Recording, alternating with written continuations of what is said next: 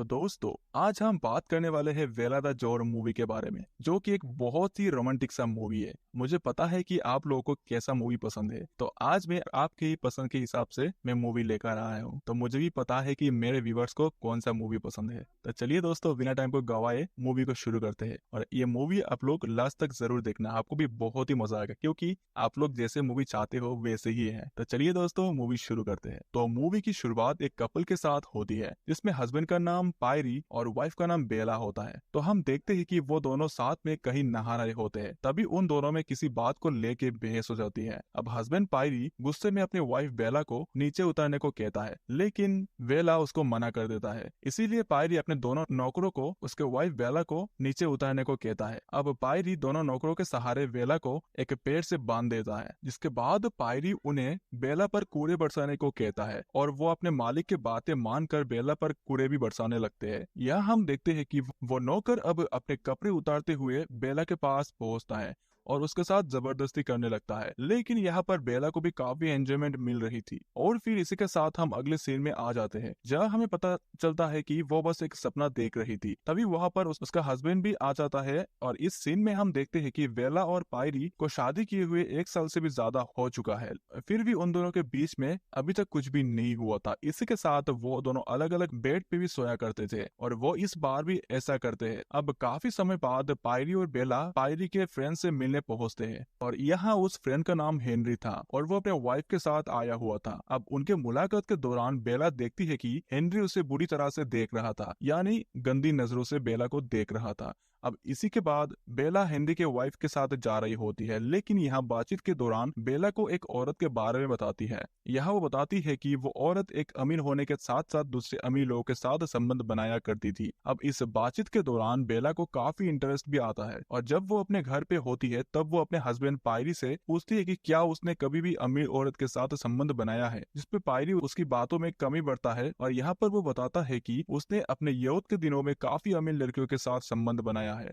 लेकिन ये बात सुनकर बेला को काफी जेलस होती है और वो यहाँ से गुस्से में चली जाती है। अब नेक्स्ट सीन में बेला अपने टेनिस प्रैक्टिस के लिए आई हुई थी। वही कोइंसिडेंटली हेनरी भी पहले से होता है। हमें पता चलता है कि हेनरी को उसके पत्नी के द्वारा पता चल गया था कि बेला उसके अमीर लड़की वाले बातों में काफी इंटरेस्ट दिखा रही थी। फिर क्या, वो बेला को अप्रोच करता है और वो बेला को ये इन्फॉर्मेशन देता है कि वो एक जगह के बारे में जानता है जहाँ वो उस अमीर लड़की की तरह अपने लाइफस्टाइल को फॉलो कर सकती है। अब बेला का भी मन डोल जाता है और उसने जो एड्रेस हेनरी से पता किया था वो उस एड्रेस पे पहुंच जाती है और वो यहाँ आने से पहले काफी सोच विचार भी करती है, पर उसका मन अब पूरी तरह से डोल चुका था। यहाँ एक अपार्टमेंट में उसकी मुलाकात एक डीलर से होती है, जिसका नाम मैडम अनीस होता है। वो बेला को देख के काफी खुश होती है और उसे वहाँ के सभी रूल्स एंड रेगुलेशंस को के बारे में बताती है। लेकिन यह बेला भी अपनी कुछ कंडीशंस रखती है। वो साफ साफ क्लियर कट बोल देती है कि वो यहाँ पर दिन भर काम किया करेगी, जिसके बाद वो शाम को वापस घर चली जाएगी। अब इसी के साथ वो वहाँ से चली जाती है। अब नेक्स्ट सीन में हम बेला को पायरी के साथ घूमते हुए देखते हैं और यहाँ पर हम ऑडियंस को पता चलता है कि पायरी पेशेंट से डॉक्टर था और आज भी उसे एक क्लाइंट को डील करना था। इसीलिए जब बेला उसे रोमांस के लिए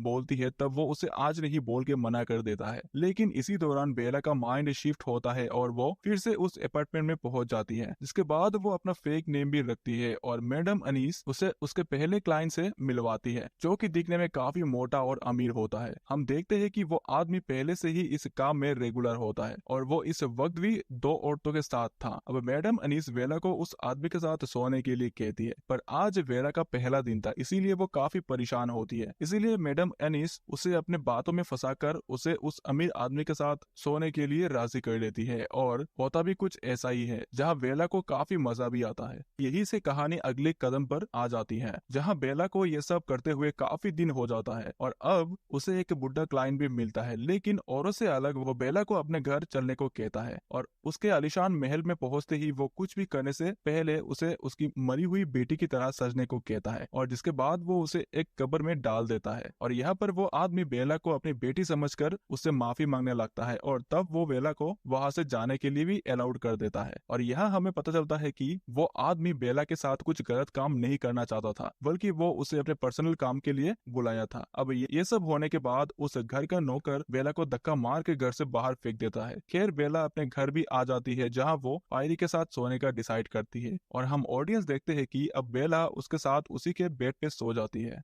वही दूसरी तरफ हम अपार्टमेंट में दो आदमियों को देखते हैं जो लड़कियों के साथ संबंध बनाने आए थे। यहाँ वो दोनों की नजर बेला पे पड़ती है और एक ही पल में उन्हें उससे प्यार हो जाता है। अब वो दोनों एक दूसरे से बेला के लिए झगड़ने लगते हैं, लेकिन आखिर में मार्शल नाम का लड़का जीत जाता है और उसे बेला के साथ सोने का मौका मिलता है। यहाँ मार्शल भी औरों की तरह बेला के साथ मजा लेता है और इसी के साथ उसे बेला से प्यार भी हो जाता है। अब बात यहाँ तक खत्म नहीं होती क्योंकि अब बेला भी उसके साथ ये सब करने में मजा आ गया था, इसीलिए वो खुद भी उससे अट्रैक्ट हो चुकी थी और वो उसको अपने ख्यालों में देखने लगती है। वही पायरी वेला को अपने साथ एक वेकेशन पे ले जाता है जहाँ वेला पायरी के साथ खुश नहीं दिखती क्योंकि मार्शल उसके ख्यालों में घूम रहा था। वही दूसरी तरफ मार्शल का भी यही हालत था। वो भी वेला को इतना पसंद कर चुका था कि वो मैडम एनिस को हर दिन कॉल करके उसके बारे में पूछता है और एक दिन उसे पता चलता है कि वेला अब वापस आ चुकी है, इसीलिए वो समय को ज्यादा वेस्ट ना करते हुए वेला से मिलने पहुंच जाता है। यहाँ वो बेला से पूछता है कि आखिर वो कहाँ चली गई थी और वो उसे यह भी बताता है कि वो उसे किसी दूसरे के साथ नहीं देख सकता। अब इसी के साथ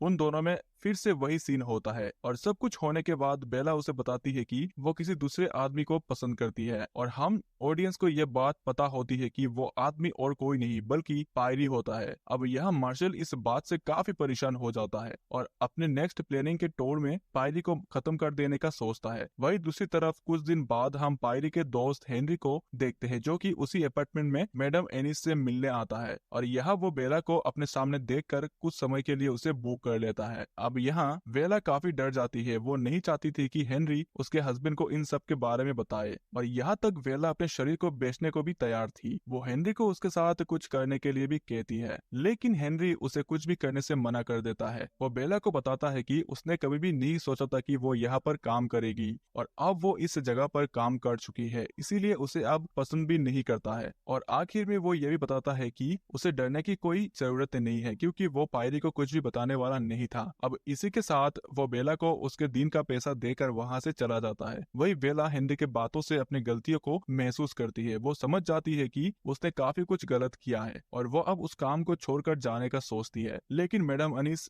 ऐसा होना नहीं देना चाहती थी, इसीलिए वो बेला को अपने बातों में फंसाने की कोशिश करती है। पर बेला ने इस बार ठान लिया था कि वो अपने गलतियों का सुधार जरूर करेगी, इसीलिए वो उस जगह को छोड़कर जाने लगती है। पर उसे इस बात की बिल्कुल भी खबर नहीं थी कि मार्शल ने अपने दोस्त को उसके पीछे लगा दिया है। फिर क्या, वो दोस्त वेला का पीछा करते हुए उसके घर तक पहुंच जाता है और वो जाके मार्शल को सारी जानकारी दे देता है। अब मार्शल भी बेला के घर पहुंच जाता है, लेकिन उस वक्त पायरी वहाँ पे नहीं होता है और तभी मार्शल की नजर बेला के घर में उसके हस्बैंड पायरी पे पड़ता है और वो गुस्से में बेला को बोलता है कि वो उसके पति को सब कुछ उसके बारे में सच सच बता देगा और इसी के साथ वो उसे एक मौका भी देता है कि अगर वो उसके साथ हर दिन सोएगी तब वो इस बात को राज रखने में उसकी मदद करेगा। लेकिन यहाँ पर हम बेला को उसके बातों में मना करते हुए दिखाई देता है क्योंकि वो खुद अपने हस्बैंड को वो सब बातें बताने वाली थी ताकि वो अपने गलतियों का पछतावा कर सके। वही मार्शल इस बात से गुस्सा हो जाता है और वो जैसे ही बाहर चला जाता है उसके सामने पायरी भी आ जाता है। अब यहाँ मौके का फायदा उठाकर वो पायरी पे गोली चलाकर वहाँ से भाग निकलता है, लेकिन मार्शल की किस्मत उतनी अच्छी नहीं होती क्योंकि जल्दी वो पुलिस द्वारा एक एनकाउंटर में मारा जाता है। अब मार्शल के मरने से वेला की परेशानी कम नहीं होने वाली थी क्योंकि हमें पता चलता है कि मार्शल के हमले से पायरी अब पूरी तरह से पैरालाइज्ड हो चुका था। उसका पूरा शरीर अब किसी काम का नहीं था, यहाँ तक वो अपनी पत्नी को भी खुश नहीं कर सकता था।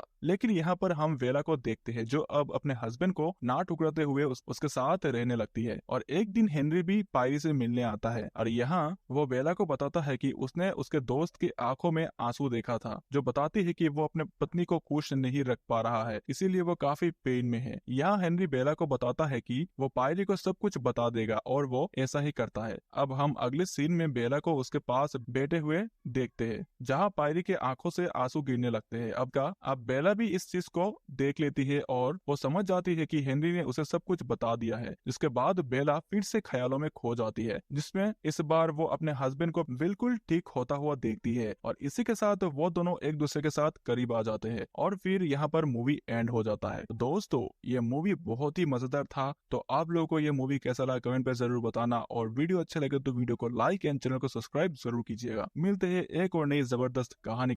इसी के साथ आज का वीडियो हम खत्म करते हैं। अगर आपको अच्छा लगा तो प्लीज इस वीडियो को लाइक और कमेंट जरूर कर दीजिएगा। मैं बहुत सारी मूवीज लेकर आता रहता हूँ, तो प्लीज इस चैनल को सब्सक्राइब कर दीजिए और बेल नोटिफिकेशन आइकॉन दबाना मत भूलिएगा। हम फिर से मिलेंगे और एक नई मूवी के साथ। तब तक के लिए थैंक यू और आप अपने आप का ख्याल रखिए।